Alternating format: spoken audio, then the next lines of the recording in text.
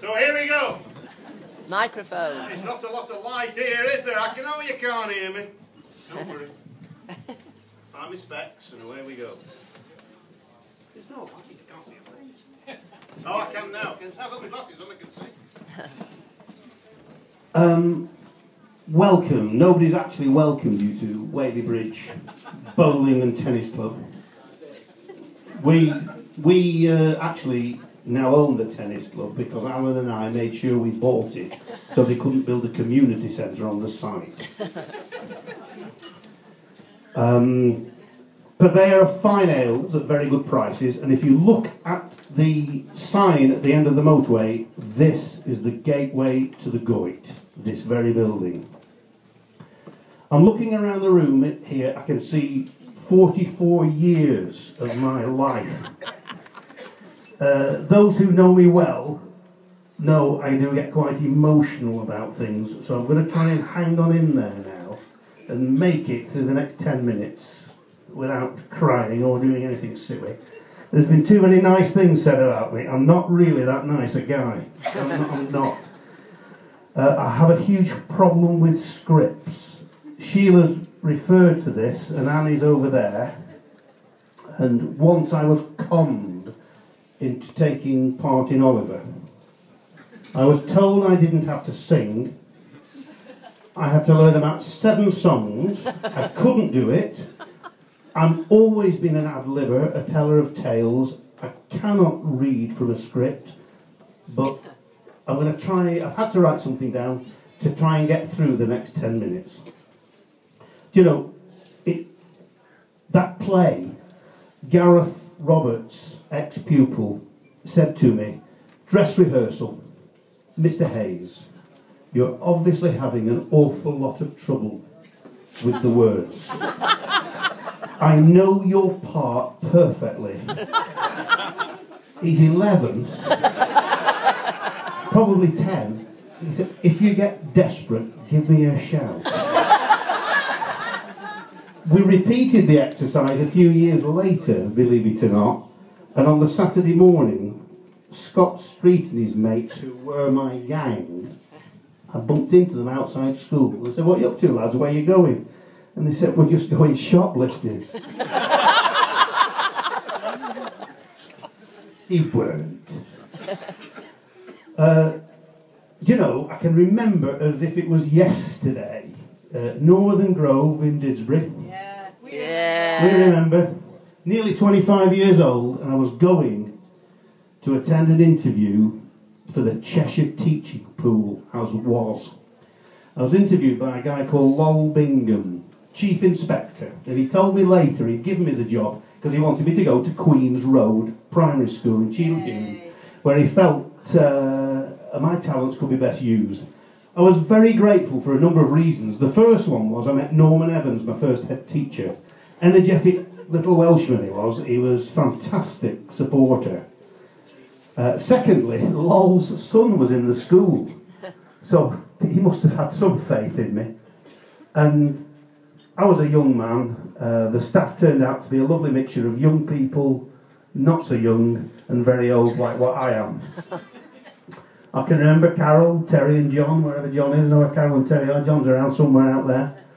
Maggie and I had met them at college, lived in flats above and below where I lived. They put up with me as rag secretary, social secretary, president of the Students' Union, anything to avoid writing an essay. And I'm going to tell you a short story now. In my days of rock and roll promotion, I put on Chicken Shack concert. Now those who are into the old British blues will remember Chicken Shack. Christine Perfect went on to be in Fleetwood Mac and everything else. And I put this concert on with this intense rivalry with the College of Commerce up the road, and we blew away a little-known band up the road. They were called something Led Zeppelin. And the rest is my career, the rest is history. Lesson 1 for budding head teachers. Okay, anybody out there who's a budding head teacher? We had a flatmate, didn't we, Eric? Metallurgist and amateur electrician. He taught me in the days before health and safety and the days before multi-bank sockets how to run a number of different items of electricity off one plug. There was a bit of a bang. I was only running 3 tape recorders, a record player, an overhead projector and sundry other appliances on a metal socket. When I went along and knocked on Norman's door, I wondered what was going to happen next. He had a very fiery reputation. He was just patient. Lovely man, lovely man. It was at Queen's Road I learnt the joys of the Blackpool residentials, week-long PE residentials. Oh, happy days. I met a guy called Les Bettinson, PE advisor, who became a great friend and mentor to me over a number of years. And I was introduced to co-leadership, something that Faye and I have practiced for some time, except that Norman's co-leadership was with the school dog, which was wet and smelly in his room. Now, I used to do a lot of athletics coaching in those days, believe it or not, and Philip, the dog walker, was doing the 400 metres. He set off round the track, the dog saw him straight through the door or the window, I don't know, and it was a big dog, a big Welsh collie, and it set off after Philip, and it chased him round the track, and the faster Philip ran, the faster the dog ran. He's heading for the finishing line, and he's desperate to get his AAA badge. The dog is clawing at his back as he falls over the finish line. The dog drags him to the ground, licking him everywhere. And Philip got his badge, of course. Yay. I moved from Queen's Road to Tide Barn, where I met a guy who's been mentioned earlier tonight. He's not very well. He was going to come tonight. The kindest and most gentlemanly head teacher I ever met in my life. A guy called Vic Guy. Wonderful fella. Absolutely superb. He's very poorly. I also met Jan and Alan, the McKennas, best of lifelong friends. The first day I ever spent with Alan, he helped me move house, and I'd never met him before. It was Janet's doing, and we did some good music, didn't we, and made some good plays. We did. Vic's first expectation of me as his new head of juniors was to produce the Christmas pantomime and to win him some trophies at sport, because he was a newish school and he'd not won anything, so I said we can sort that. And I met Roger Fenton. Now the reason I met Roger Fenton, who's standing over there, because Vic he was too frightened to keep pulling the plugs out for the lighting rig we'd set up while the flashes and bangs were going off. And believe me, did I do some flashes and bangs. If I could just digress for 1 second, I have to confess that in the height of the Irish Troubles, the bangs and flashes near the bus stop on Haigh Bar were me. If you put a pile of flash powder on a thin piece of copper wire between 2 terminals and slam 13 amps of electricity, you get one hell of a bang and a flash. It set the world alight, particularly at All Saints Marple a couple of years later when we set the stage on fire. And believe it or not, we managed to do the same at Cherry Tree a number of years later. Aladdin that I'd written was a resounding success. I think it came from the fact that from about 5 years old I'd done a lot of drama as a kid, and I was in all the school plays at the grammar school, and it gave me this feeling that something in teaching had to be theatrical. And I've done it throughout my time in teaching, and I'd just like to think if I could go away feeling that I've given self-confidence and a degree of stardom to a lot of kids in a lot of plays, I'd go away happy. Yeah.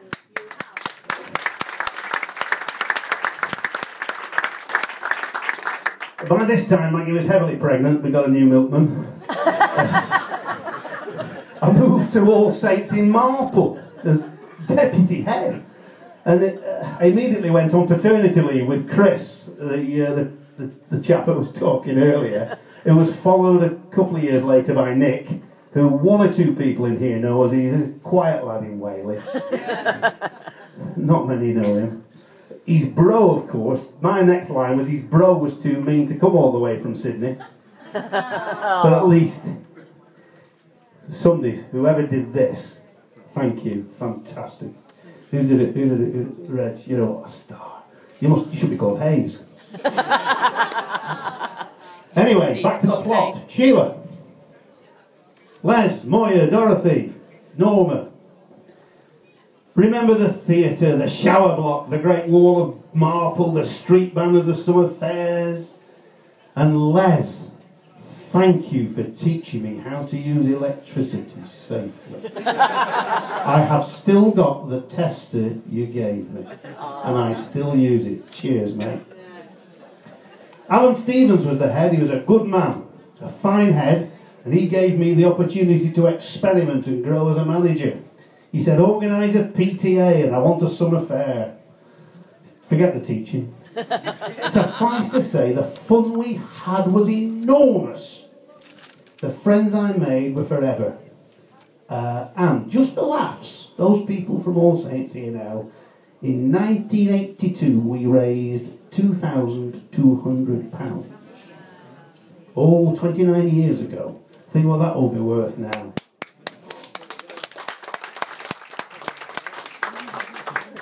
Don't panic, this is me cold. I'm not running much. We did at least a play a year. We won a lot of sports trophies and went to the Isle of Man every year. It was a great school. Summer 1983. I was going to talk about Brian Stock tonight, but his wife's desperately poorly. Been a very, very good friend to me as Brian over the years. We were going on a mountain leadership course with this Les Bettinson who kept cropping up in my life. And he'd always been very kind to me, Les, and very helpful, along with Niven. And we're in Hayfield Car Park, and Les came up to me and said, whispered in my ear, there has been a change in the hierarchy at Stockport LEA. I think he was trying to tell me I'd upset somebody who should remain nameless. And I should be expected to be interviewed for headship shortly.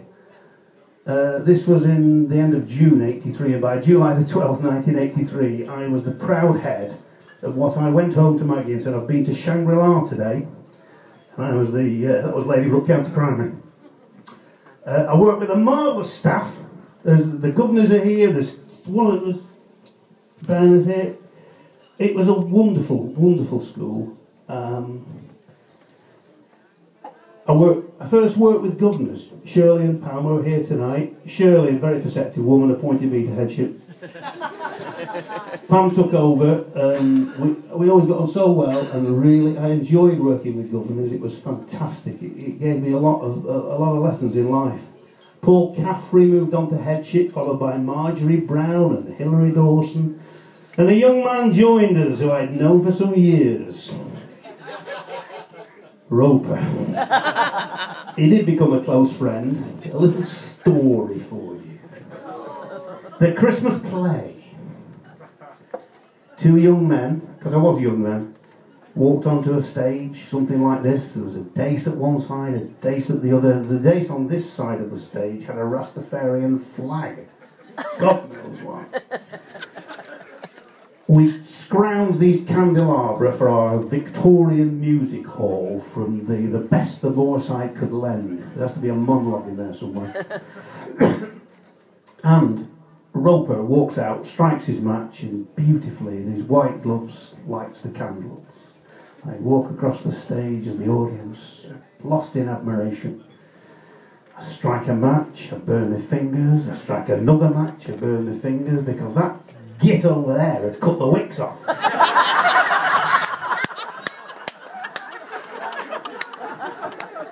He then performed a short poem that referred to my propensity to allow young children to fall into boating lakes, experiment in river gorges, organise donkey racing, PTA mud wrestling girls. We did it. And I'm sure this summer it was good fun till I got dragged in. These were many of the avant-garde educational activities we got involved in.